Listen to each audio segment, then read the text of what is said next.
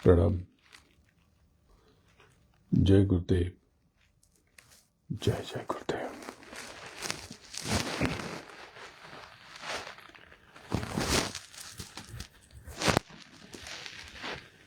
तेरी सब छाओ सब जग अंधा। एक दुख एक दुई होए उन्हें समझावो, सब ही बुलाने पेट के धंधा। पानी घोड़ पवन असवरवा, ढर की परे जस पोसक बूंदा। गहरी नदी अगम बह धरवा, खेवन हार के पटिका बंधा। घर की वस्तु नजर नहीं आवत, दियना बारी के ढूंढत अंधा। लागी आगी सबे बन जरिगा, लागी आगी सबे बन जरिगा। बिन गुरु ज्ञान भटकीगा बंदा। कहे कबीर सुनो भाई साधो, जाए लंगोटी झाड़ी के बंदा। अवधूता युगन युगन हम योगी। आवे न जाए मिठे नहीं कबहू, सबद अनाहत भोगी। अवधूता युगन युगन हम योगी। सभी ठौर जमात हमरी, सब ही ठौर पर मेला। हम सब माए सब है हम में, हम है बहुरी अकेला। हम ही सिद्ध समाधि हम मौनी हम बोले। और कहे कबीर सुनो भाई साधो, हम ही सिद्ध समाधि हम मौनी हम बोले। रूप स्वरूप अरूप दिखा के हम तो खेले। और कहे कबीर सुनो भाई साधो, ना ही न कोई इच्छा अपनी मढ़ी में आप में डोलूं। खेलूं सहज स्वेच्छा। अवधूता युगन युगन हम योगी। युग बीते जन्म बीते, पर आप सब एक सत्य के दर्शन से अब भी वंचित हैं। आपने प्रभु को देखा नहीं, केवल उसके बारे में सुना महापुरुषों से। कभी मंदिरों में खोजा, कभी मस्जिदों में, कभी गुरुद्वारों और गिरजा में, कभी शास्त्रों में, कभी यात्राओं में, कभी पहाड़ों पर, कभी जंगल में, वन वन ढका ढका। परंतु वह स्वरूप उजाला जिसे देखकर आपकी रूह को, आत्मा को संतोष मिल सके, आपको अब तक दृष्टिगोचर नहीं हुआ। क्यों नहीं हुआ? क्योंकि आपकी आंखें बाहर देखने की अभ्यस्त हो चुकी हैं। बाहर, और गुहर बाहर नहीं होते, जवाहरात बाहर नहीं आते। बाहर तो सब नकली है। आपने संसार के रंग देखे, जगत का सारा खेल देखा, पर अपने भीतर के अद्भुत चित्र को, अद्भुत रंगों को न देखा, न जाना, न पहचाना। आपने बाहरी प्रकाश को तो देखा, पर उस अमिट अनश्वर रोशनी को, विलक्षण नूर को न देख सके, जो आपके अंतर में है, आपके भीतर है। पर जिसने भीतर देख लिया, उसने सब जग जीत लिया। प्रभु कहीं बाहर नहीं है। प्रभु को पाने का रास्ता कहीं बाहर नहीं मिलता, न मठों में, न मंदिरों में, न मस्जिदों में।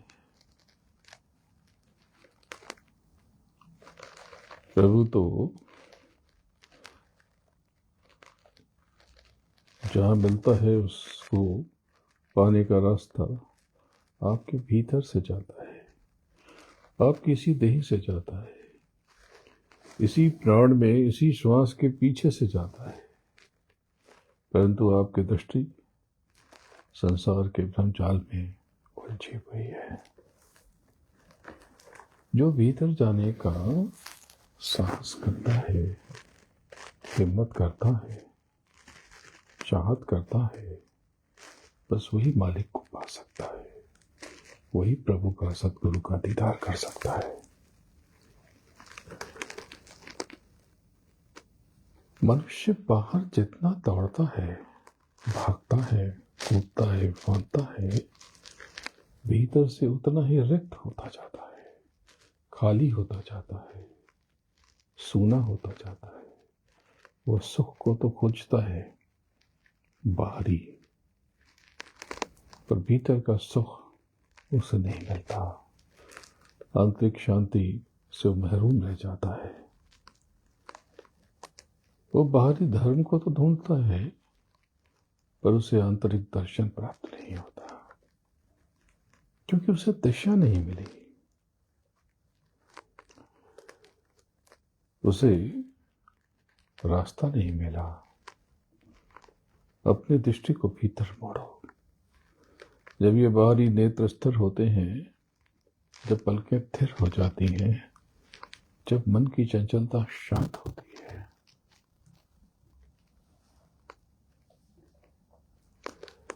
तभी अंतर की दीवार पर वो एक बिंदु झलकता है,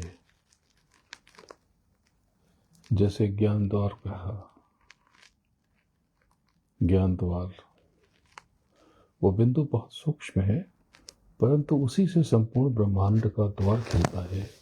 जब आप सीधे यहाँ पर दृष्टि को केंद्रित करके एक बिंदु पर देखते हो, जैसे गुरु महाराज ने और संतों ने कहा कि एक बिंदु पर दृष्टि को स्थिर करो, वह बिंदु काले तिल के समान दिखता है। किसी किसी को सुनहरा, प्रकाशवान या सफेद भी दिख सकता है।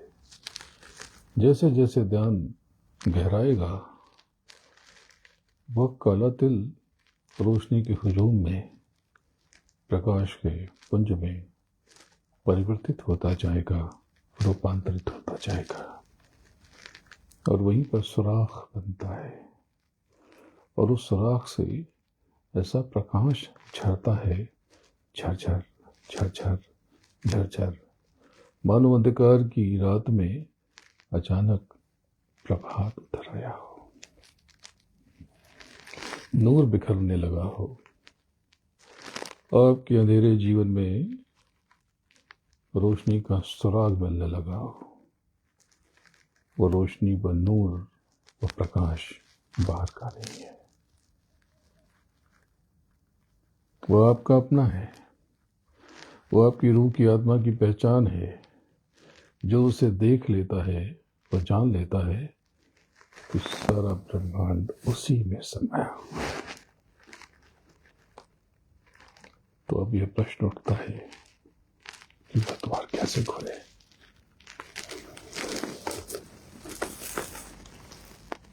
मनुष्य के अपने प्रयत्न से क्या यह संभव नहीं है? जैसे अंधा व्यक्ति स्वयं अपना नेत्र नहीं खोल सकता, वैसे ही जीव अपनी चेष्टा से अपनी आत्मा का द्वार नहीं खोल पाता। इसीलिए मालिक ने एक व्यवस्था की है गुरु की, सदगुरु की। गुरु केवल एक व्यक्ति नहीं है, गुरु केवल एक देह नहीं है, एक मानव नहीं है। वह ऊर्जा है, क्षमता है, शक्ति है, ताकत है। सदगुरु की कृपा वह कुंजी है जो रूह के अनंतों जन्मों के बंद ताले को खोल सकती है। सदगुरु जो नाम देते हैं, नाम का दान देते हैं, वो केवल शब्द नहीं होता, वो चेतना का संकेत है। वो भीतर की ऊर्जा को जगाने वाला बीज है, और नाम का दान देने वाला गुरु जीव की जिम्मेदारी ले लेता है, पर इसके लिए जीव को पूर्ण रूप से अपना हाथ तो बढ़ाना पड़ेगा, स्वयं को अर्पित और समर्पित तो करना पड़ेगा। सदगुरु के बिना आत्मा और सूरत अंधी है। तो गुरु के साथ जब वो मिलती है, जब उसे बाहर से निहारती है, उसकी दोनों आंखों के मध्य जब प्रेमी, जब जीव सदगुरु की दोनों आंखों के मध्य दृष्टि केंद्रित करता है या उसके बाहरी नेत्रों पर अपनी दृष्टि को स्थिर करता है, तो वो धीरे धीरे शनय शनय स्वयं प्रकाश का पुंज बन जाता है। सदगुरु का स्पर्श चमत्कार नहीं, ज्ञान है, विज्ञान है, बोध है, भान है। उनकी दृष्टि में वो विद्युत है जो प्रेमी की, जीव की सुप्त आत्मा को जागृत कर देती है। सदगुरु केवल दिशा नहीं दिखाते, वो भीतर चलने की शक्ति भी देते हैं। जब उनका आशीर्वाद मिलता है, मेहर मिलती है, दया मिलती है, तो प्रेमी के भीतर जो अनंतों जन्मों से जम चुका अंधकार है, तिमिर है, कचरा है, मैल है, वो धीरे धीरे गलने लगता है और अंतर्मन शनय शनय शांत हो जाता है, बुद्धि स्थिर हो जाती है और चित्त निर्मल हो जाता है। और एक दिन वो क्षण आता है जब प्रेमी को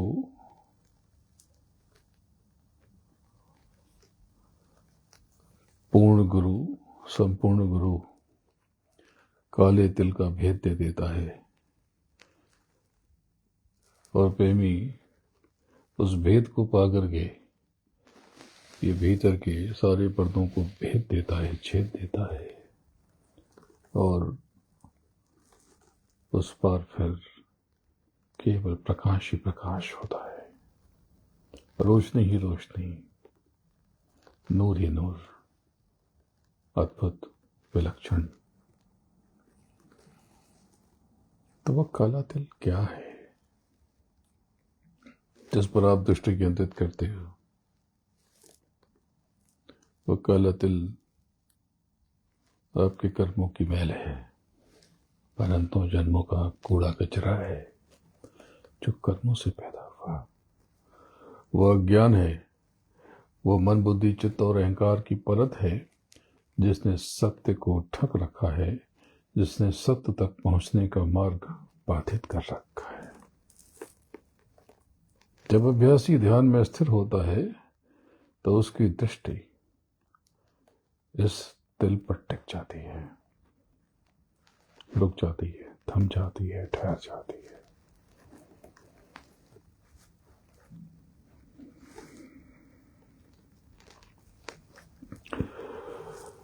पहले तो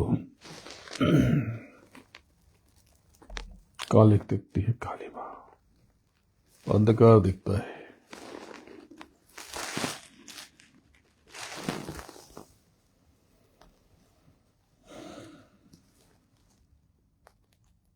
तिमिर, मैल, और धीरे धीरे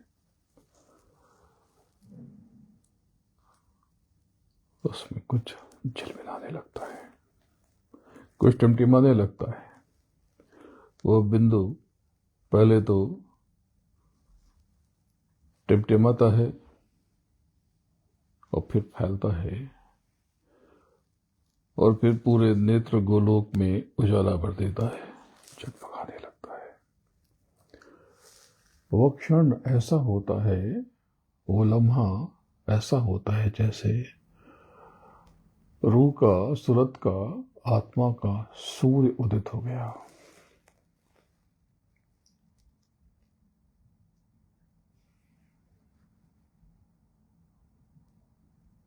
उस समय भीतर से एक कंपन होता है, भीतर से एक थिरकन उठती है।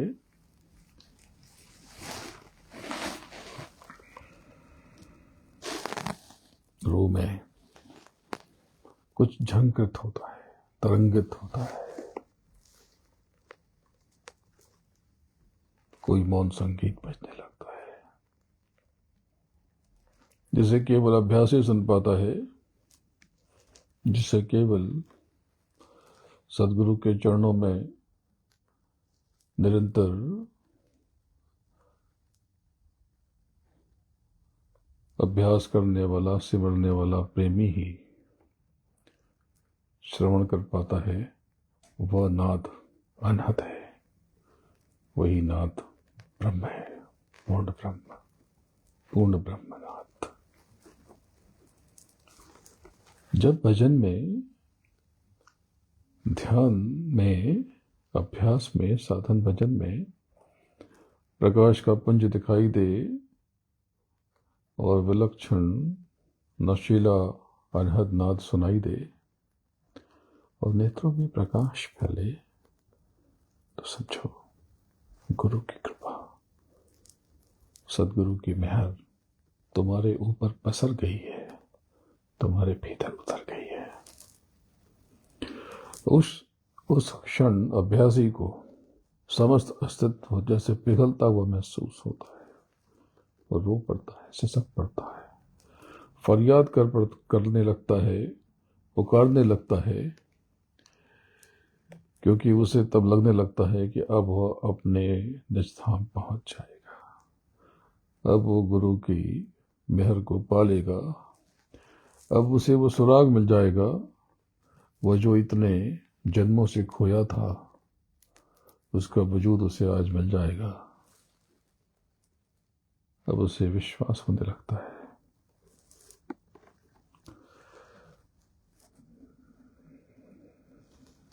सदगुरु केवल व्यक्ति नहीं है, मनुष्य नहीं है। उस पिंड में वो आता है केवल आपके लिए। सदगुरु तो वो ऊर्जा है, वो शक्ति है जो तुम्हारे भीतर अनंत संभावनाओं को जगा देती है, जागृत कर देती है, तुम्हें स्वजागरण तक पहुंचा देती है। गुरु केवल राह नहीं बताते, बल्कि वे जीवन के हर क्षण में आपकी राह बन जाते हैं, आपके आत्मदर्शक और मार्गदर्शक हो जाते हैं। सदगुरु की दया को समझो, मेहर को समझो। यह कोई संयोग नहीं है, यह आत्मज्ञान है। जब प्रेमी समर्पित हृदय से सदगुरु के पास आता है तो गुरु की दृष्टि में ऊर्जा प्रवाहित होती है। सदगुरु की नजरों से वो रोशनी बहती है जिसे शब्दों में, उस जफ्या से व्यक्त नहीं किया जा सकता। वो अव्यक्त है।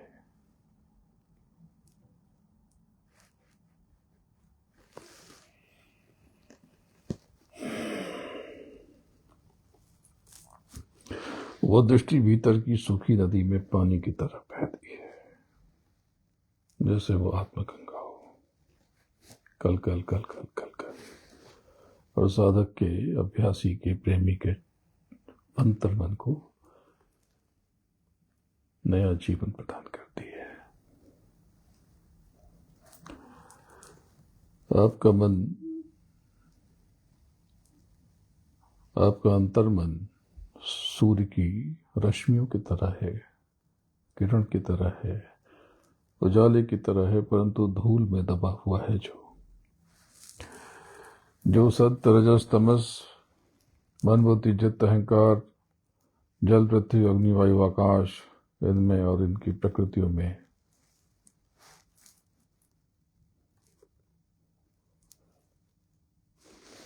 पटा पड़ा है, अटा पड़ा है, दबा पड़ा है। क्या कर रहे हो आप?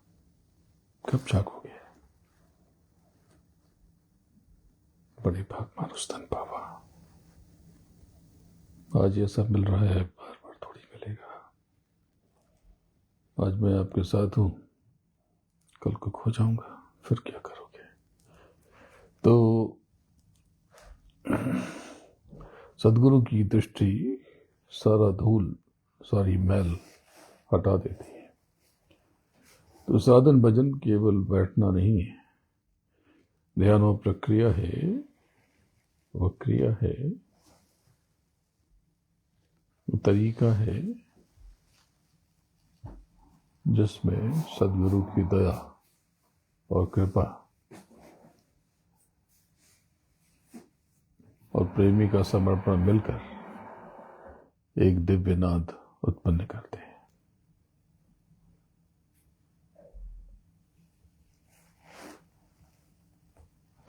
ये उत्पन्न नहीं होता, इसे आप अंतर में खुद से जोड़ लेते हो और वही अनहद नाद धीरे धीरे इस कालिक को पिघला देता है, आपके कर्मों की मैल को जला देता है, गला देता है और आपके भीतर से आत्म प्रकाश प्रकट होता है। ये मन, बुद्धि, चित्त और अहंकार बड़े चालाक हैं, हमेशा बाहर की तरफ भागते हैं, फंसाते हैं आपको, छलियां हैं, छल करते हैं आपके साथ।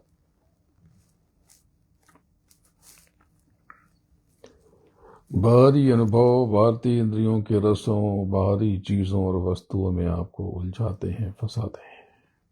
तो चेतना का विस्तार तभी संभव है जब मन, बुद्धि, चित्त और अहंकार की चालाकी को समझ लिया जाए। ये मन, बुद्धि, चित्त और अहंकार ऐसे घोड़े हैं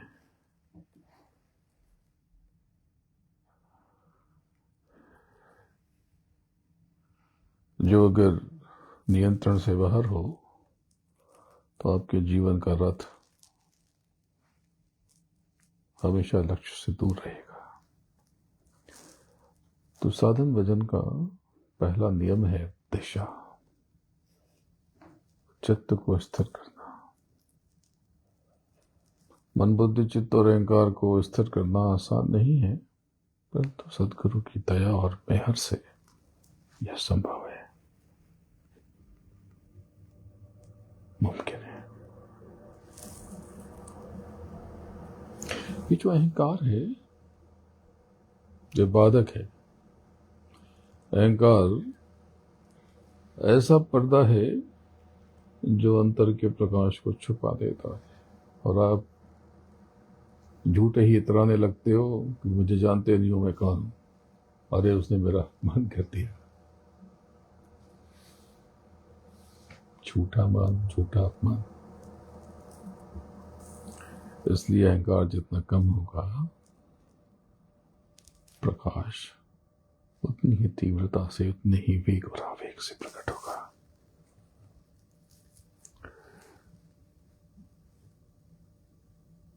तो अभ्यासी की, साधक की, प्रेमी की साधना त्रिवेणी से होकर गुजरती है।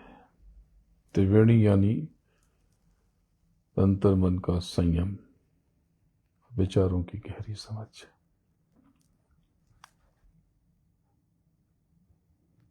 चित्त की निर्मलता यानी इच्छाओं और प्रतिक्रियाओं का संतुलन, और तीसरी वेणी अहंकार का तिरस्कार। स्वयं को सीमाओं और झूठे दंभ से, गर्व से, झूठे स्वाभिमान से मुक्त और निर्मुक्त करना। काहे क्या कारण? स्वाभिमान क्या होता है? इसमें भी अभिमान है, स्वाभिमान, सेल्फ रेस्पेक्ट, फर्जी बातें हैं सारी। आपका आदर केवल आपके कर्मों से होगा, मांगने और चाहने से नहीं होता। ये सब भ्रम की बातें हैं, भरमाने की बातें हैं। तो इन तीनों में जब संतुलन स्थापित हो जाएगा तब प्रेमी धीरे धीरे प्रकाश के निकट पहुंच जाएगा। और एक बार प्रेमी पर गुरु की दया हो गई, मेहर हो गई, कृपा हो गई और ध्यान में स्थिर हो गया, तब यहीं से उसके जीवन में विलक्षण परिवर्तन होना शुरू हो जाता है। तब अंतर्मन में महाप्रकाश, महाउजास प्रकट होने लगता है। वह प्रकाश न आंखों से देखा जा सकता है, न हाथों से छुआ जा सकता है, यानी बाहर की आंखों से देखा नहीं जा सकता।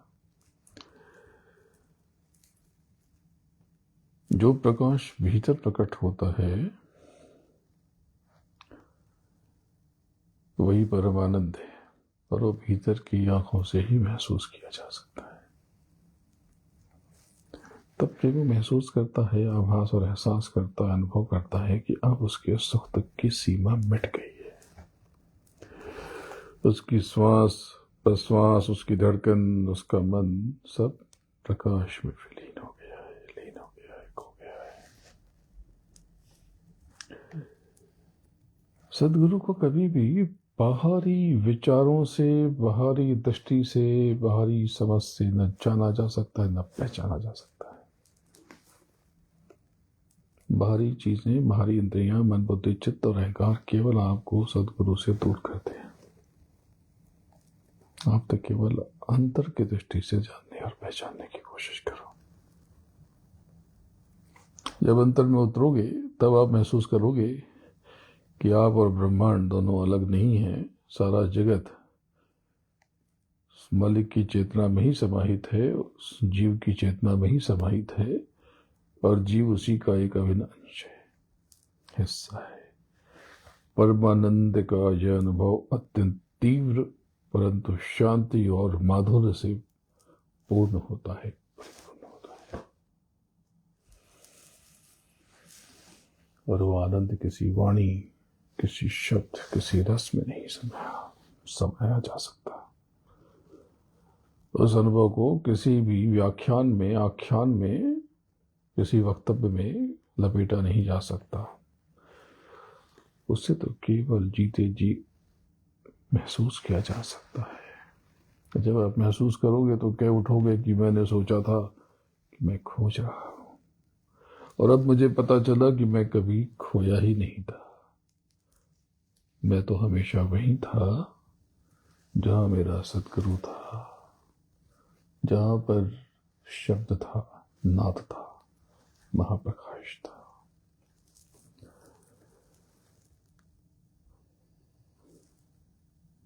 साधना का मुख्य और पूर्ण उद्देश्य समर्पण है। बिना समर्पण के आप सदगुरु की दया और मेहर को प्राप्त नहीं कर सकोगे। समर्पण केवल सदगुरु के प्रति नहीं, बल्कि स्वयं के प्रति, बल्कि जीवन, घटनाओं और स्वयं की हर गतिविधि के प्रति भी है। जब साधक पूरी तरह समर्पित हो जाता है तब उसके भीतर से ही निर्वाण प्रकट होता है।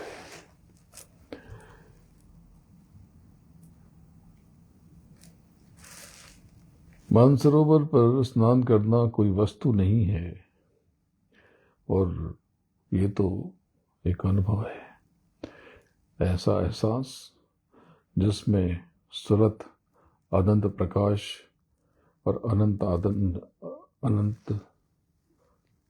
अनुभव, आनंद के अनुभव में लीन और विलीन हो जाती है। अपने घर जाने का एहसास वह क्षण है जब आप स्वयं को, अपने आप को, अपने वजूद को भूल जाते हो और केवल आपके भीतर का नाद, आपके भीतर का वजूद शब्द रह जाता है, शब्द का प्रकाश रह जाता है, और सदगुरु रह जाता है। आप सदगुरु में ही खो जाते हो, समा जाते हो, और आप ही गुरु स्वरूप हो जाते हो।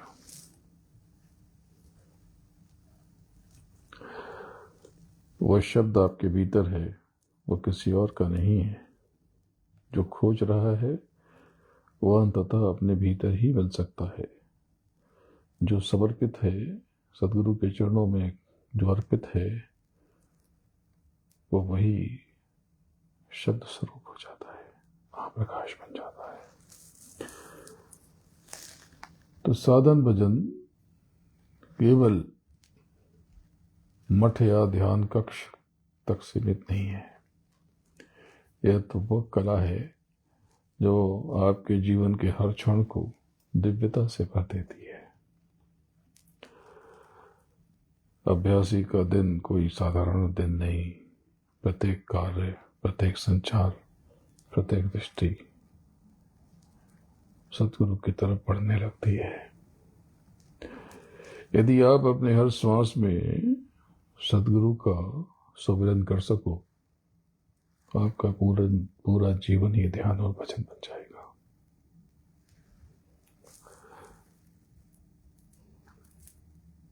यानी जैसे आप खाना खाते हो, जब आप भोजन कर रहे हो तो केवल भोजन को ही मत देखो, उसके भीतर की जीवनी शक्ति को भी महसूस करो जो उस भोजन में समाहित है। जब आप चल रहे हो तो केवल पांव की चाल मत देखो, बल्कि प्रत्येक कदम में धरती की ऊर्जा और अंतरात्मा की गति का अनुभव करो। जब आप बोल रहे हो तो केवल शब्द मत बोलो, उस शब्द के भीतर के भाव और प्रकाश को भी महसूस करो, और अंतर्मन में हमेशा सतगुरु की महल को अपने भीतर लपेटते रहो, समेटते रहो, गुहार लगाते रहो, फरियाद करते रहो।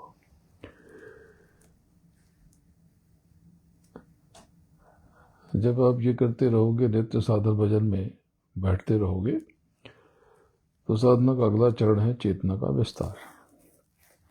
जब मन, बुद्धि, चित्त और अहंकार स्थिर होते हैं तो साधक महसूस करता है कि वह केवल देह नहीं है, शरीर नहीं है। चेतना धीरे धीरे सब सीमाओं को पार करती है, आर पार करती है। वो शरीर की सीमाओं से बाहर, साधन और समय की सीमाओं से बाहर, जन्म और मृत्यु की सीमाओं से बाहर निकलने लगती है। तब आपकी चेतना महसूस करती है कि वो अनंत है। अब तक तो जैसे उसे छोटे कटोरे में बंद कर दिया गया था।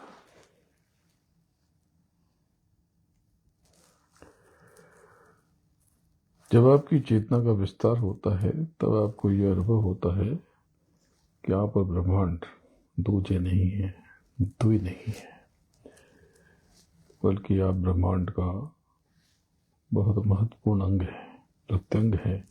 तो सारा ब्रह्मांड एक अनंत ऊर्जा है और आप उसकी झिलमिलाती हुई किरण है। यह अनुभव सरल नहीं है, लेकिन सरल हो सकता है। केवल जरूरत है पूर्ण अर्पण की, समर्पण की, ध्यान और भजन में नियमित रूप से बैठने की, और अंतर में सदगुरु से गुहार लगाने की। सदगुरु आपसे क्या लेता है? भक्ति यानी आज्ञा का पालन।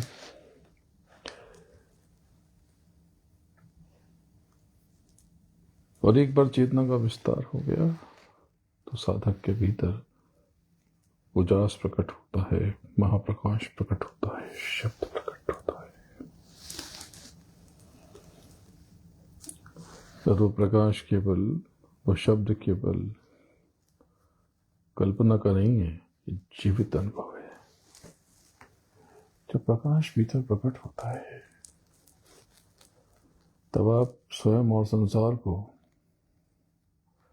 एक ही धारा में बहते हुए देखेंगे, उसी में थिरकते और बहते हुए महसूस करेंगे। शब्द के अनुभव के साथ ही अपार आनंद भी आ जाता है। और ये आनंद भौतिक सुखों से अलग है।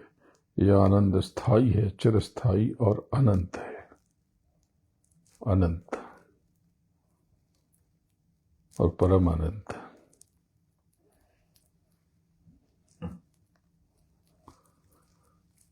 चिरस्थायी।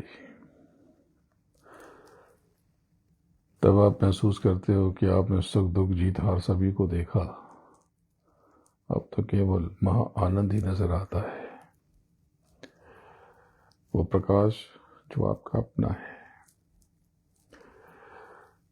वह सुख, वह अनुभूति, उसका बयान नहीं किया जा सकता। तो गुरु केवल मार्गदर्शक नहीं है, गुरु तो स्रोत है, सोर्स है, मूल है, जो आपके भीतर उतर कर आपके भीतर के अनंत प्रकाश को आपसे जोड़ देता है, उस कचरे को साफ कर देता है जो आपने अनंतों जन्मों तक इकट्ठा किया है। तो आप स्वयं को केवल बाहर खोजोगे तो भ्रम मिलेगा, भ्रमित रह जाओगे। पर जब आप सदगुरु की दया को, कृपा को स्वीकार करोगे तो अपने भीतर जाओगे और खुद से मिल जाओगे। तो देखो प्रेमियों, ये साधना की यात्रा बिना सदगुरु की मेहर के कठिन है, संभव नहीं है। गुरु केवल हाथ नहीं पकड़ता, वो आत्मा के अंधकार को मिटाता है और चेतना को उजास से, प्रकाश से ओतप्रोत कर देता है, सनापुर कर देता है। गुरु कृपा का यह अनुभव जीवन को एक दिव्य यात्रा बना देता है। हर सांस, हर दृष्टि, हर अनुभव सदगुरु की उपस्थिति में रच बस जाती है। वो उपस्थिति आंतरिक है, बाहरी नहीं।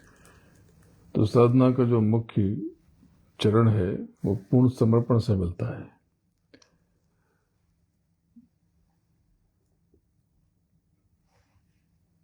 और जब आप अंतर में उतर कर त्रिवेणी संगम पे पहुंचते हो, दसम द्वार को, निरंकार धाम को पार करके जब मानसरोवर में स्नान करते हो, तब वह क्षण घटित होता है जब जीवन और मृत्यु, सुख और दुख, कर्मों का मैल, सब सीमाएं मिट जाती हैं।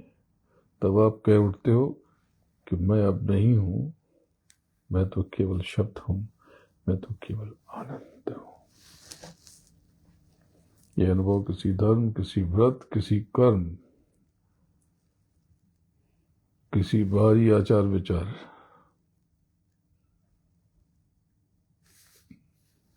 किसी उपवास, किसी बाहरी साधना से नहीं मिलता। यह अनुभव तो केवल गुरु की दया से, ध्यान, भजन में खुद को अर्पित और समर्पित करके अपने भीतर जाने से मिलता है। तो जीवन का उद्देश्य समझ लो, केवल ये सांस लेना और ये सांस छोड़ना नहीं है, ये मलमूत्र का त्याग नहीं है, सुबह भरपेट भोजन कर लेना नहीं है, केवल जाना और झूठे नोट, झूठे धन इकट्ठा करना नहीं है। जीवन का उद्देश्य तो स्वयं को जानना और पहचानना है, अपने भीतर को, भीतर उतरकर शब्द को सुनना है और उस शब्द में जीते जी महाआनंद का अनुभव करना है। तो याद रखना प्रेमियों, वो शब्द, वो रोशनी बाहर नहीं है, वो आपके भीतर है। वो आनंद भी बाहर नहीं है, वो आनंद भीतर है। बाहर केवल झूठा दम है, जब झूठी बातें हैं, केवल रोग है, शोक है, उदासी है, दुख है, पीड़ा है, कष्ट है। और ये सारी बाहरी सीमाएं केवल मन की हैं।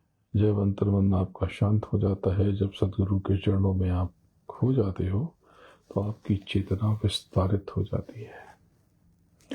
तब आप स्वयं को महाअनंत में लीन और विलीन पाते हो।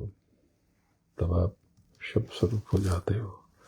तब आप उस गुरु में ही खो जाते हो और आप स्वयं सदगुरु स्वरूप बन जाते हो।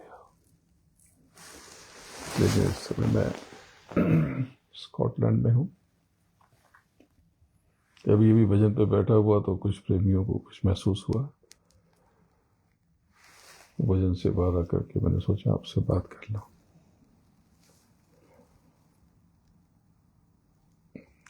मैं ठीक हूँ, आप सबको बहुत याद करता हूँ। यह ठंड तो बहुत है, पर देखो प्रेमियों, मैं ऐसे ही बैठा हुआ। अब आप यज्ञ की तैयारी में लग जाओ और डंका बजा दो अपने गली में, मोहल्ले में, हर घर में। कोई संदेश, कोई पर्चे का कोई मैटर ये जिम्मेदार लोग दे देंगे।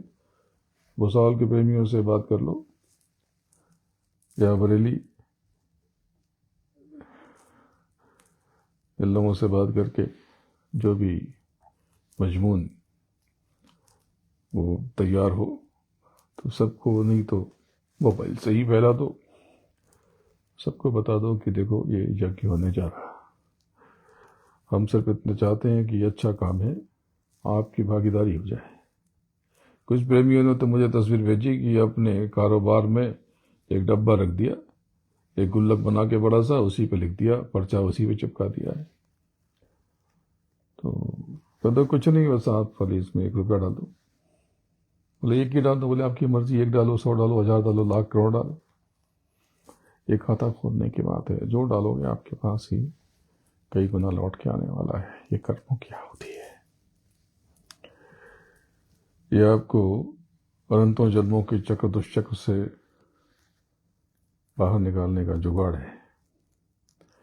ये सिर्फ आपको आपके मूल से जोड़ने की क्रिया प्रक्रिया है, कोई बुरा काम तो है नहीं। अब तो राह चलते लोगों को 10, 20, 50 दे देते हो, तो इस यज्ञ में खाता खोल दो। वो बोले कि भाई हमको इतना नहीं, इतना देना है, हमको ऑनलाइन देना है, तो नंबर जो जिम्मेदार लोगों ने दिया है आपको बढ़ा देना।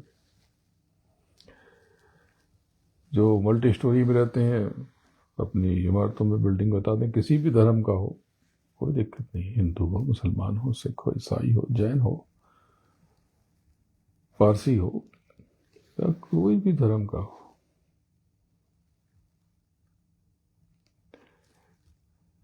किसी भी जात का हो, किसी भी रूप रंग का हो, क्या फर्क पड़ता है? उसके भीतर भी वही सूरत है जो आप में है। अगर उस जीव को इतना सा भी लाभ हुआ तो इसकी जिम्मेदारी भी तो आपकी है। उसके आपका भी खाता खुल गया, उसका भी खुल गया। तो इसमें आपको पता नहीं कि क्या दया छुपाई जा रही, क्या दया लपेटी जा रही, आपको अंदाजा नहीं है। ये तो जब आहुति पड़ेगी तो समझ जाओ, सब दूध का दूध, पानी का पानी हो जाएगा। तो तन मन धन से सेवा में लग जाओ और पूरे 11 दिन रहने का प्रयास करो। काम धंधा, आपको जो भी नुकसान होगा आने वाले समय में कई गुने की भरपाई कर दी जाएगी। इस शब्द पर अडिग रहना, पूरा विश्वास रखना। आप सबको बहुत याद करता हूँ, बहुत प्रेम करता हूँ। भारत में तो बहुत रात हो गई, अमेरिका में तो सवेरा है, दोपहर है, और यहाँ पर भी रात हो गई। पता नहीं कितना बजा है, 8 के आसपास तो होगा। चश्मा लगाया नहीं तो दिखता नहीं है। देखो शरीर बूढ़ा हो रहा, कुछ दिखाई नहीं पड़ता। कितना बजा है? तो यहाँ पे 7:50 हो रहे हैं। 7:50 शाम कह लो, रात कह लो। कल सवेरे मैं यहाँ से रवाना होऊंगा, तो मैं आगे की योजना आपको बताऊंगा।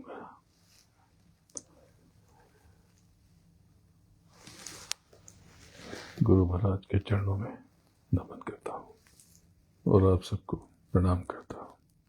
जय गुरुदेव, जय जय गुरुदेव।